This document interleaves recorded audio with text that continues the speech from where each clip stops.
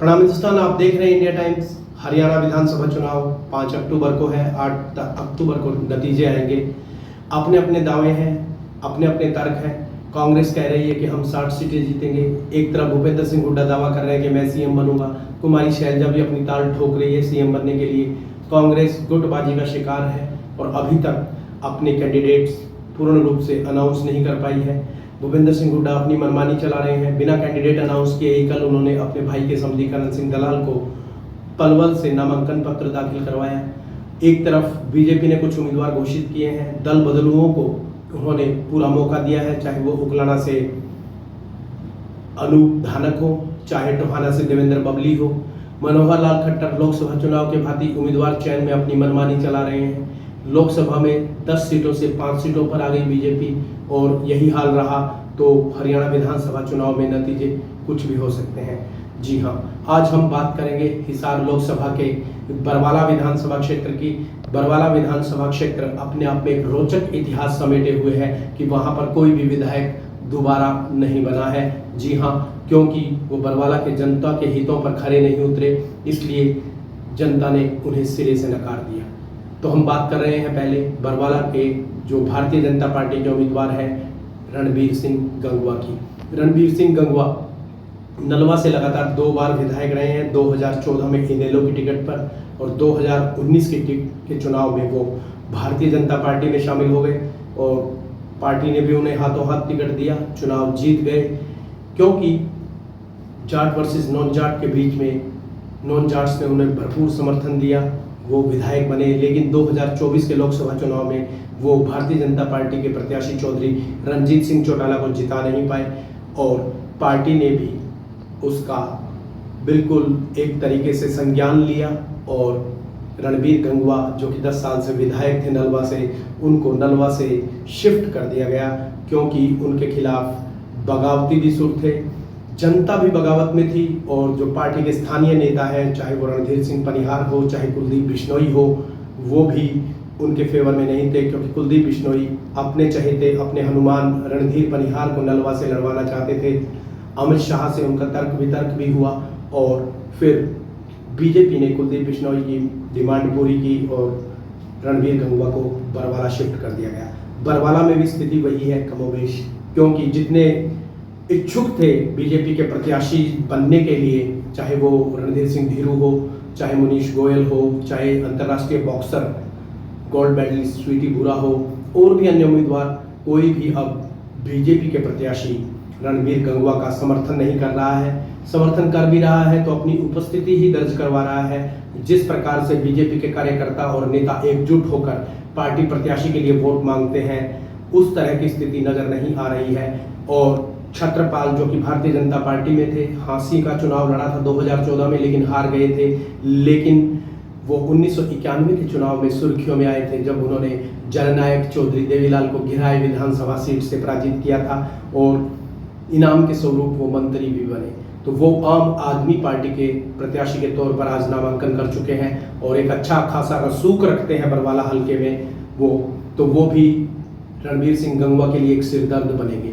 यदि कांग्रेस पार्टी, जैसा कि आज उम्मीद है कि टिकट अनाउंस करेगी और यदि रामनिवास घोड़ेला को टिकट मिल जाती है तो बरवाला विधानसभा में रणबीर गंगवा की लुटिया डूब सकती है। जी हाँ, ये बिल्कुल दावा है हमारा और ये दावा हकीकत भी है, क्योंकि कुम्हार बिरादरी के जो वोट एक मुश्त रणबीर सिंह गंगवा को मिलने हैं वो 2 भागों में डिवाइड हो जाएंगे और रामनिवास घोड़ेला बरवाला विधानसभा में काफ़ी सक्रिय हैं, लगातार सक्रिय हैं। पिछली बार टिकट नहीं मिला तो निर्दलीय लड़े, हालांकि जीत नहीं पाए लेकिन काफ़ी अच्छे वोट लिए उन्होंने निर्दलीय के रूप में भी। और आज वो भूपेंद्र सिंह हुड्डा के खासम खास हैं और भूपेंद्र सिंह हुड्डा के इशारे पे ही उन्होंने 2019 का विधानसभा चुनाव लड़ा था।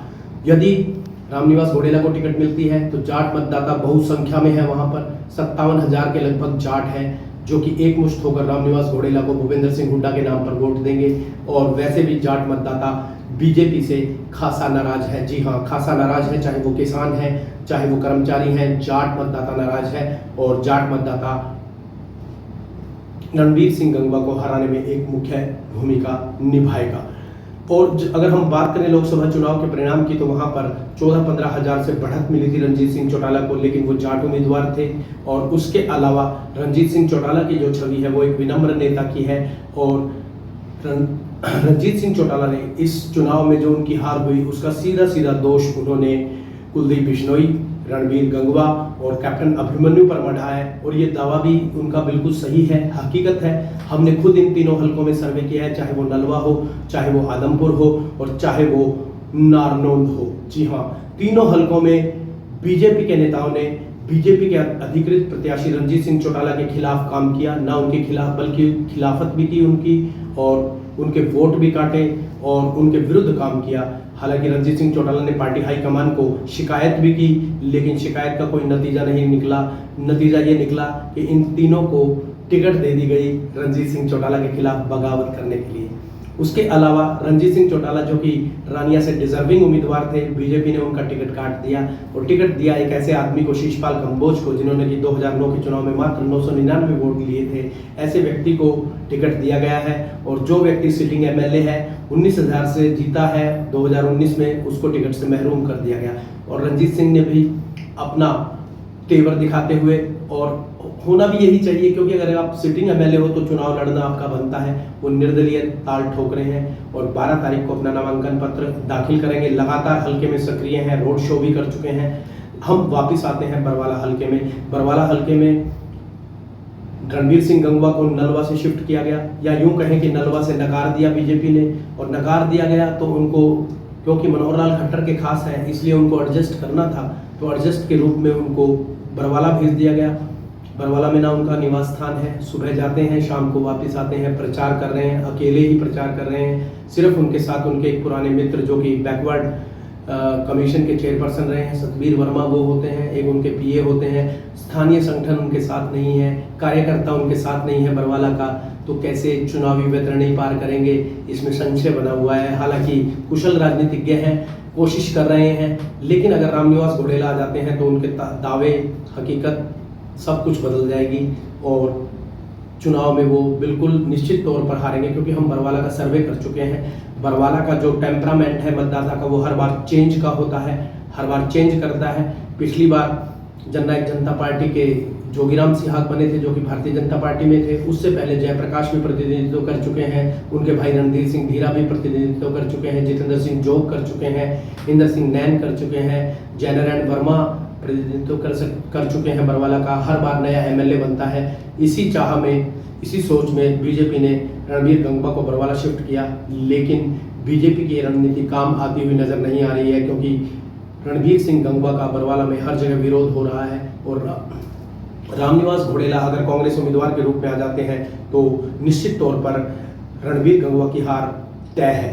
जी हाँ, बिल्कुल हम सही कह रहे हैं, क्योंकि आम मतदाता बोल रहा है कि जो काम रामनिवास घोड़ेला कर सकते हैं बरवाला हल्के के लिए, वो रणबीर सिंह गंगवा नहीं कर सकते। एक और अन्य कारण भी है, चमार भाइयों का जो वर्ग है, चमार जाति का जो वोट बैंक है, वो भी बीजेपी के पूरी तरह खिलाफ है, और चमार वर्ग के वोट जो है वो भी अच्छी खासी संख्या में है। और जोगीराम सिहाग ने एमएलए रहते हुए कोई खास ऐसा काम नहीं करवाया कि जो वो बीजेपी को वोट दिलवा सके, क्योंकि अब वो भारतीय जनता पार्टी ज्वाइन कर चुके हैं। और मनोहर लाल खट्टर से उन्हें पूरी आशा थी कि उनको टिकट दी जाएगी, लेकिन नहीं मिल पाई, क्योंकि रणबीर सिंह गंगवा का दावा ज़्यादा मजबूत था, उनको एडजस्ट करना था, इसलिए उनको बरवाला भेज दिया गया।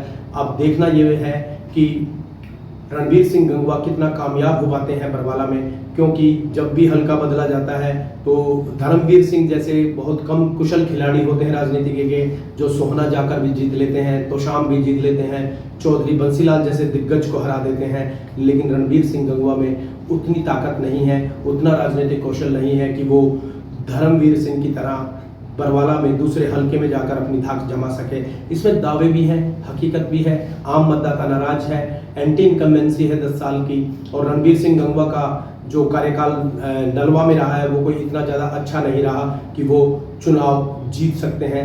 लेकिन राजनीति में सब जायज़ है, राजनीति में कुछ भी हो सकता है, और रामनिवास घोड़ेला नहीं आते हैं तो शायद वो कुछ अच्छी स्थिति में आ सकते हैं।